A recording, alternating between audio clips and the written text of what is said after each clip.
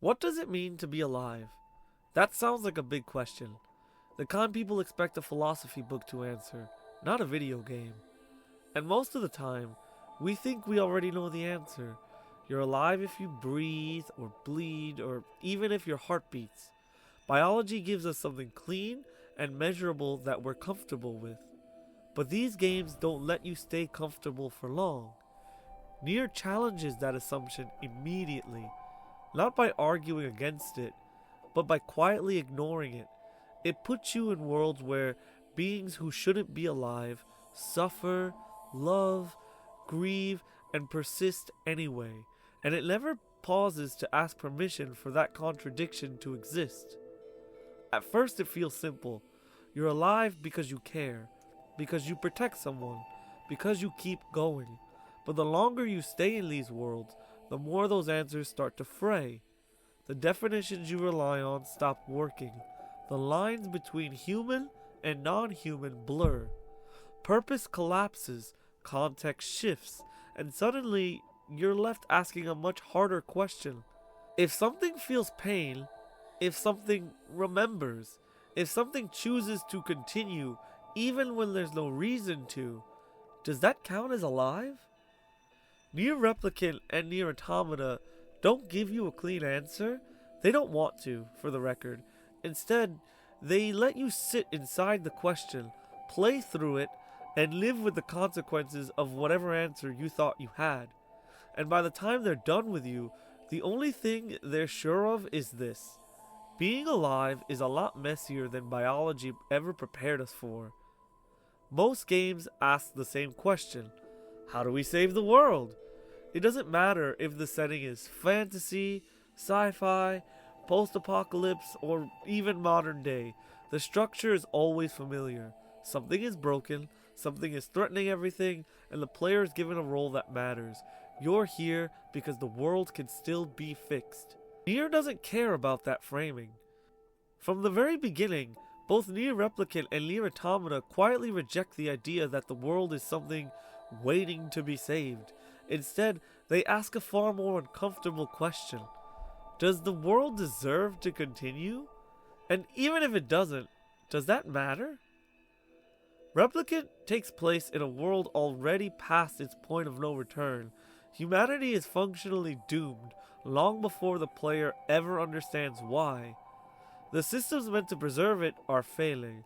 The truth is fragmented, and every attempt to fix things only narrow the remaining options. The game isn't about preventing the end, it's about how people live inside an ending they don't understand.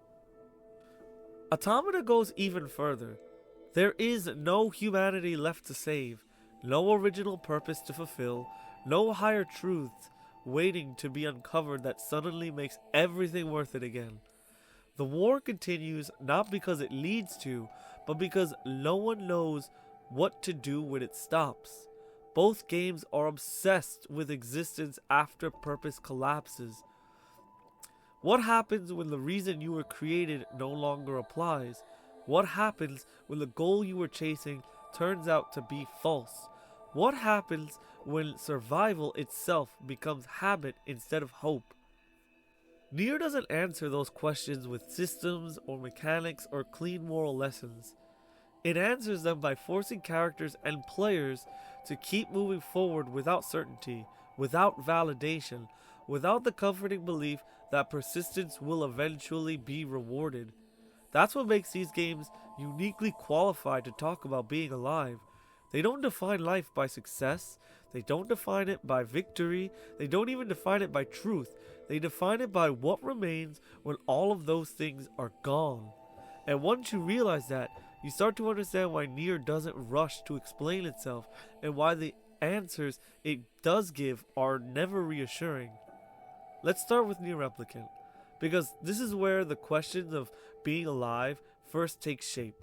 Replicant is a world built on intention. Replicants aren't born the way we understand birth. They're created. They live without souls, but they do have borrowed memories and borrowed purpose. And yet, when you meet them, none of that is immediately obvious. They love, they fear, they protect each other. They form bonds that feel genuine and even sacred. Every major character acts out of something deeply human. NieR fights because he loves his sister. Kaine keeps going because loyalty is the only thing she has left. Even Emil endures because he believes protecting others is worth any personal cost. None of these actions come from logic or destiny, they come from intention. And that's what Replicant is arguing. Life isn't defined by what you are, it's defined by why you act. But here's where the game starts tightening the trap. NieR never questions the frame he's operating inside. He never stops to ask why the world contradicts him, why the shades feel wrong, why things don't line up. He interprets resistance as evil and persistence as righteousness. As long as his intentions feel pure, he assumes his actions must be justified. Kaine knows more than she lets on. She understands the shades, she hears their fear, recognizes their humanity, and yet she stays silent. Not because she doesn't care, but because she doesn't know what truth would replace the lie holding the group together. So silence becomes survival. Emil is compassion without limits. He absorbs guilt that isn't his, takes responsibility for suffering he didn't cause, and slowly erases himself in the process. His kindness doesn't save the world, it just ensures that he pays the highest price. Lastly, there's Devil and Popola. They see the bigger picture. They know what's at stake, but knowing the weight of consequences paralyzes them. Every intention risks collapse. So they choose to wait, and in waiting, they still make a choice. Together, these characters create a world where everyone means well, and everything still falls apart. That's the core tragedy of Replicant. The intentions are real, the love is real, the suffering is real, but the foundation itself is a lie. And here's where I land. This is just my take. I don't believe that replicants are truly alive. Not because they don't feel or love or suffer, but because everything about who they are comes from someone else. Their memories, their impulses, their decisions aren't born from themselves. They're echoes in a way, reflections of lives that already existed. I'm not saying they're not real. I'm saying their existence is derivative, and that changes what alive means in this world. They aren't choosing who to be, they're fulfilling what was left behind. That doesn't make their pain meaningless, but it does make their existence dependent on something else. And that's why Replicant hurts the way it does. It forces you to confront the possibility that intention alone isn't enough, that living like something alive doesn't necessarily mean you are alive. But that's just where I stand, because Replicant never tells you what to think. It just shows you people acting with sincerity inside a broken truth and asks you to decide whether that sincerity is enough. And that's a question I don't think has a clean answer. Now let's shift to NieR Automata, because this game isn't interested in why anyone exists. It assumes that question has already failed to be answered. Automata takes place in a world where purpose is gone before the story even begins. Humanity is extinct, the war is a loop, orders are inherited, repeated, and followed long after their original meaning has eroded into nothingness. The androids weren't created to live, they were created to function. And yet, they don't really function. They hesitate, they grieve, they question orders, they feel. Automata isn't asking why the androids fight or why the machines exist. It's asking what happens after those answers stop satisfying anyone. When purpose collapses, what's left to anchor existence? Automata's answer? Experience. That's the key difference here. Where Replicant defines life through intention, Automata defines it through experience. The androids don't justify themselves through goals, they justify themselves through feeling.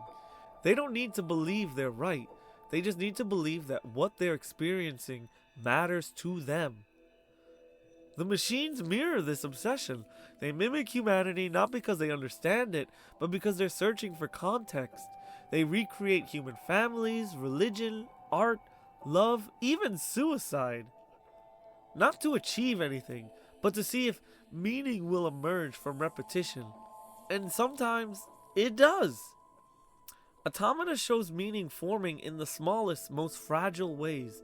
Memories that refuse to disappear, grief that doesn't actually resolve, routines that continue even after their reason is gone. This is a world where persistence replaces purpose. You keep moving, not because you know why, but because stopping would mean admitting there is no reason why.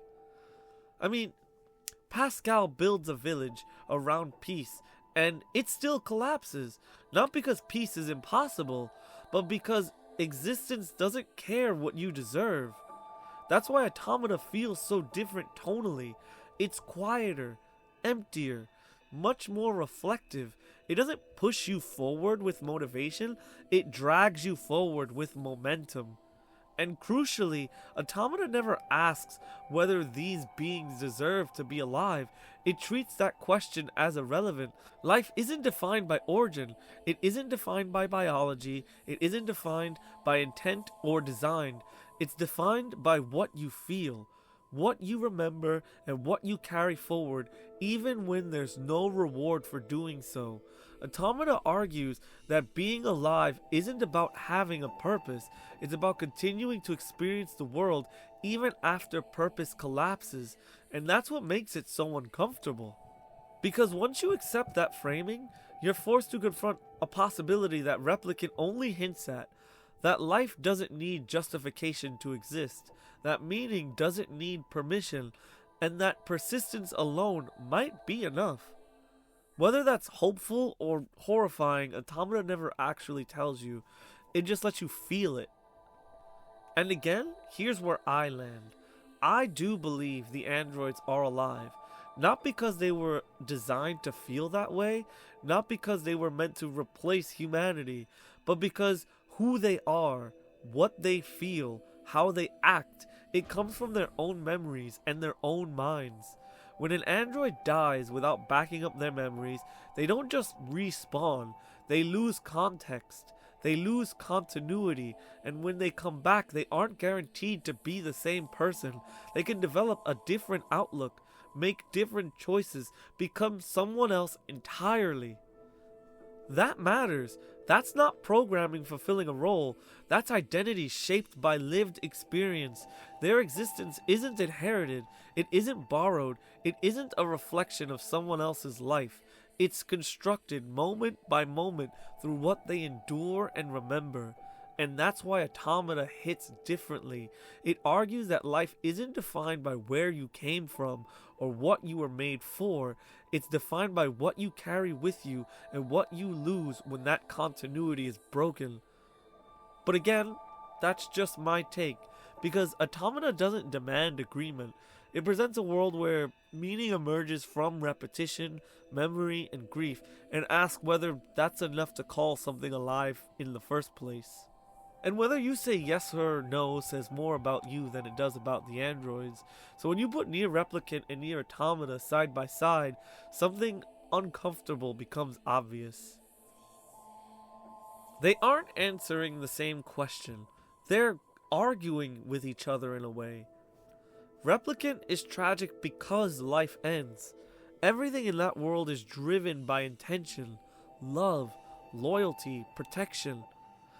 People act because they believe those actions mean something, but when the truth finally surfaces, those intentions collapse under their own weight. The foundation was false, the purpose was borrowed, and once that lie is exposed, there's nowhere left to stand. Life in Replicant ends not because it lacked meaning, but because it was built on meaning that couldn't survive the truth. Automata, on the other hand, is tragic for the opposite reason. Life doesn't end, it keeps going. Purpose is gone almost immediately. Orders are revealed to be empty, the war is revealed to be pointless. The grand narrative evaporates, and yet existence refuses to stop. Androids continue to feel, remember, grieve, and even act when there's no justification left for doing so. Life in Automata continues because intention no longer exists. And that's where both answers break down. Replicant suggests that intention gives life meaning, but collapses when the intention is revealed to be false. Automata suggests that experience gives life meaning, but offers no reassurance that persistence leads anywhere at all. One ends in annihilation, the other ends in exhaustion. Neither is comforting, and I think that's deliberate. This is where ending E of Automata fits perfectly. Ending E isn't about saving the world. It isn't even about saving the characters in a traditional sense. It's about rejecting the idea that meaning has to come from the system that failed you in the first place. The game asks you directly whether you're willing to continue without guarantees, without narrative payoff, without proof that persistence will be rewarded. And when you say yes, you aren't restoring purpose, you're creating something new. Not intention, not destiny, but choice. A choice made in full awareness of futility. That's the quiet synthesis between the two games. Replicant shows us what happens when life is built entirely on intention. Automata shows us what happens when intention disappears, and neither offers a complete answer on its own. Together, they suggest something far more unsettling. That being alive isn't about truth or purpose or even meaning. It's about whether you continue once all of those things are stripped away. And that question doesn't end with the credits. It ends with you. And this is where all of it comes back to the player. Because NieR never lets you stay on the outside of these ideas. It doesn't let you analyze them at a safe distance. It makes you participate. In Replicant, you act because you care. That's the fuel. Love, loyalty, protection. You keep going because stopping would feel like a betrayal. Every swing of the sword feels justified because the people you care about are still standing behind you. The game rewards that emotional investment. It tells you that caring is enough, and most of the time, we believe it. In Automata, however, that changes. You don't act because you care. Not anymore. You act even when caring hurts, even when caring feels pointless, even when attachment becomes a liability instead of a motivator. You keep playing after the world explains itself. You keep playing after the lies collapse. You keep playing after the reasons disappear. And the game never forces you to. That's the important part. Automata doesn't drag you forward with obligation. It waits to see if you'll choose to continue anyway. And when you do, the meaning of that choice isn't about androids or machines or humanity, it's about you, the player. This ties directly back to what I talked about in my last video, the idea that persistence gets mistaken for righteousness. That moving forward feels the same as being correct. Replicant trained you to believe that caring justifies action. Automata asks whether you'll keep acting once that justification is gone. By the time you reach the end, the question isn't, did these characters deserve what happened to them? It's, why did I keep going? And that's the question. Was it hope? Habit? Curiosity? Refusal to let it end this way? NieR doesn't judge your answer. It just makes sure you can't avoid giving one. And that's the quiet brilliance of these games. They don't tell you what it means to be alive. They ask you what you do when meaning stops being handed to you. In Replicant, you learn what it feels like to act out of love. In Automata, you learn what it feels like to act without reassurance. And somewhere between those two experiences, the game stops being about characters entirely. They become about the player who chose not to look away. So, what does it mean to be alive? After spending time in these worlds, I don't think there's a clean answer. And I don't think NieR wants there to be one. Life might be artificial and still meaningless. Purpose might be false and still necessary. Existence might be unjustified and still worth choosing. Replicant shows us lives built on intention, love, and belief, and asks whether those things matter if the foundation collapses. Automata shows us lives built on memory, repetition, and grief, and asks whether continuation itself can be enough. Neither game gives you comfort, neither gives you certainty, and both refuse to tell you which answer is correct. Instead, they leave you with a choice. Not the kind that unlocks a different ending or rewards you with a trophy, but the kind you carry with you after the screen fades to black. The kind that asks whether you think life needs permission to matter, whether something has to be designed to be alive, whether suffering invalidates meaning or creates it, whether continuing without reason is despair or courage. I don't think these games define what it means to be alive. I think they ask whether you're willing to decide that for yourself. But like last time, that's just my take. If you walked away from Replicant or Automata with a different answer, or no answer at all, I want to hear it. Tell me what these games meant to you. Tell me where you disagree. Tell me what you think being alive actually means. Because if these games have taught me anything, it's that conversation doesn't end when the story does. And maybe that's the point.